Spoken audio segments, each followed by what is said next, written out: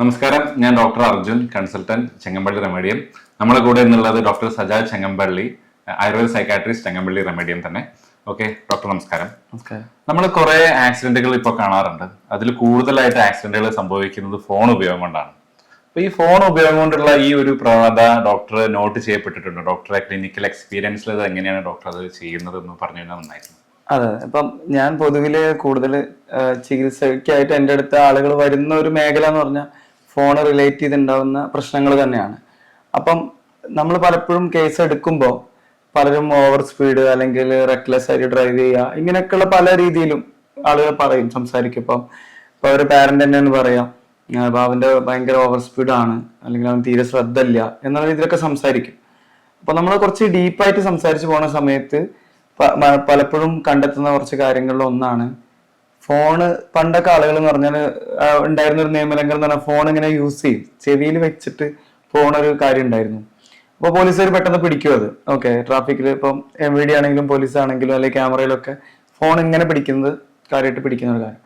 പക്ഷെ ഇപ്പം ആളുകളിൽ കാണുന്ന ഒരു കാര്യം എന്താണെന്ന് വെച്ചാൽ ഡ്രൈവ് ചെയ്യേണ്ടത് അവരൊരു കമ്പൽസറി ആക്ട് ആണ്, ഡ്രൈവ് അവർക്ക് ചെയ്തേ പറ്റുള്ളൂ. ആ കാര്യത്തിൽ ഇവർ ചെയ്യുന്നത് ഫോണ് ഡ്രൈവിംഗ് സ്റ്റിയറിംഗിന്റെ കൂടെ പിടിക്കുകയോ അല്ലെങ്കിൽ ബൈക്ക് ഓടിക്കുന്ന ആള് ഹാൻഡിലിന്റെ കൂടെ പിടിക്കുകയോ ചെയ്തിട്ട് റീല് കാണുക, കമന്റ് ചെയ്യുക. പിന്നെ അതെന്താന്ന് വെച്ചാൽ നമ്മൾ അവരോട് വളരെ സീരിയസ് ആയിട്ട് ചോദിക്കുന്ന സമയത്ത് അവർ പറഞ്ഞാൽ അവർക്കത് മാറ്റി വെക്കാൻ പറ്റുന്നില്ല. ഒരു 3 മണിക്കൂർ ഡ്രൈവ് അല്ലെങ്കിൽ 1 മണിക്കൂർ ഡ്രൈവ് അല്ലെങ്കിൽ 10 മിനിറ്റ് ഡ്രൈവ് ആണെങ്കിൽ പോലും ആ കുറഞ്ഞ സമയത്ത് പോലും ഫോണിനെ ഒരു സ്ഥലത്ത് മാറ്റി വെക്കാൻ പറ്റുന്നില്ല. അത്രയ്ക്ക് സിവിയർലി അതിനായിട്ടുള്ള ഒരു അഡിക്ഷൻ ഡെവലപ്പ് ചെയ്തിട്ടുള്ള ഒരു കാര്യമുണ്ട്.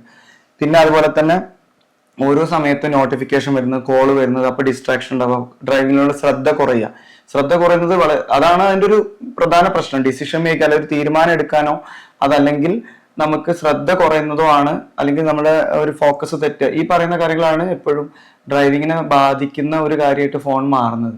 അപ്പൊ അതിൽ ഏറ്റവും കൂടുതൽ ഇപ്പൊ ആക്സിഡന്റുകളാണെങ്കിൽ അതിന്റെ ഒരു കാരണം ഫോണാണ്. കാരണം പലരും ഇപ്പം ഫോൺ നോക്കിയിരിക്കായിരിക്കും ഡ്രൈവ് ചെയ്യുന്ന ആള്. ഞാൻ പറയുന്നത് കാറിൽ പോകുന്ന മറ്റൊരാളുടെ കാര്യമല്ല, ഡ്രൈവ് ചെയ്യുന്ന ആളുടെ ഒരു കാര്യമാണ്. അപ്പൊ ഒരു ഡിപ്പെൻഡൻസ് വളരെയധികം കൂടുമ്പോൾ ഇത്തരത്തിലുള്ള ബുദ്ധിമുട്ടുകൾ കാണാറുണ്ട്.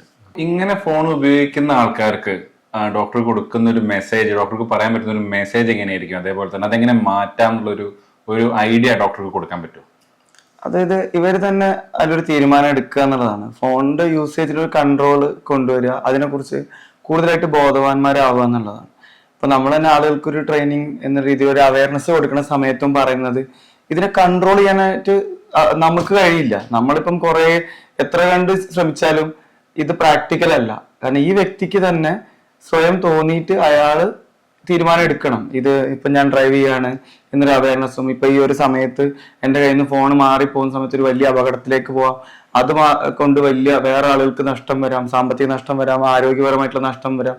ഈ രീതിയിൽ അവർ ഉൾക്കൊണ്ടാൽ മാത്രമാണ് അവർ ഈ ഫോൺ മാറ്റി വെക്കുള്ളൂ.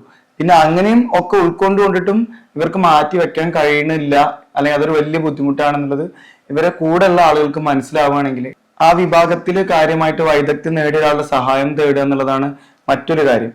പിന്നെ അത് സ്വന്തമായിട്ട് കഴിയുന്നില്ല എന്നൊരു അവസ്ഥ നമുക്ക് മനസ്സിലാവുകയാണെങ്കിൽ ഇത് നമുക്ക് എന്താണ് ഇയാളെ ട്രീറ്റ് ചെയ്യാൻ കൊണ്ടുപോകണം എന്നുള്ളൊരു തിരിച്ചറിവ് നമ്മൾ കൂടുതൽ ആളുകൾക്ക് ഉണ്ടാവണം. പിന്നെ ഇതിനൊപ്പം കോമോബിഡിറ്റീസ് ആയിട്ട് മറ്റ് ലഹരികൾ ഉപയോഗിക്കുക, അല്ലെങ്കിൽ പേഴ്സണാലിറ്റിയിലുള്ള പ്രശ്നങ്ങൾ ഉണ്ടാവുക, അങ്ങനെയൊക്കെ. ഇപ്പം റെക്ലെസ് ഡ്രൈവിംഗ് എന്ന് പറയുന്നത് അല്ലെങ്കിൽ അമിത ആവേശത്തോടു കൂടി അല്ലെങ്കിൽ അപകടകരമായ രീതിയിലും അഗ്രസീവായിട്ടും വാഹനം ഓടിക്കുക എന്ന് പറയുന്നത് ചിലരുടെ ഒരു വ്യക്തിപരമായ അല്ലെങ്കിൽ പേഴ്സണാലിറ്റിയിലൊക്കെ ഉള്ള പ്രയാസം കൊണ്ടും കൂടി ആവാം.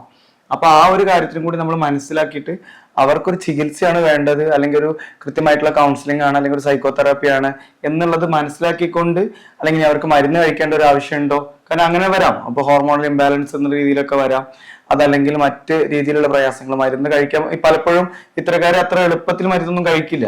ഓക്കെ, അപ്പൊ അവരെ കൺവിൻസ് ചെയ്ത് ആ രീതിയിലൊക്കെ അവർക്കൊരു റിലാക്സേഷൻ, അപ്പൊ നമ്മളൊക്കെ ചെയ്യുന്ന ഒരു മസാജ്, ഹെഡ് മസാജുകൾ ആ രീതിയിലാണ് ചെയ്യുക. എന്നിട്ട് അവര് കാര്യങ്ങൾ പറഞ്ഞ് മനസ്സിലാക്കി ഒക്കെയാണ് കാര്യങ്ങൾ എത്തിക്കുന്നത്. അവർ സ്വയം തിരിച്ചറിവ് ഉണ്ടാക്കുക എന്നുള്ളതാണ് ഒരു കാര്യം. പിന്നെ പലപ്പോഴും ഈ ഒരു അഗ്രഷൻ കൂടുന്ന സമയത്ത് നമ്മൾ ശിരോധാര പോലുള്ള കാര്യങ്ങളൊക്കെ ചെയ്തിട്ടൊക്കെയാണ് നമ്മൾ ഈ ഒരു അവരൊരു സമാധാനത്തിലേക്ക് എത്തിക്കുന്നത്. ഇതൊക്കെയാണ് പൊതുവിൽ നമ്മൾ മനസ്സിലാക്കേണ്ടത്. അപ്പൊ ഒരു അവയർനെസ് ആയിട്ട് എല്ലാവരും എടുക്കേണ്ട ഒരു കാര്യമാണ്.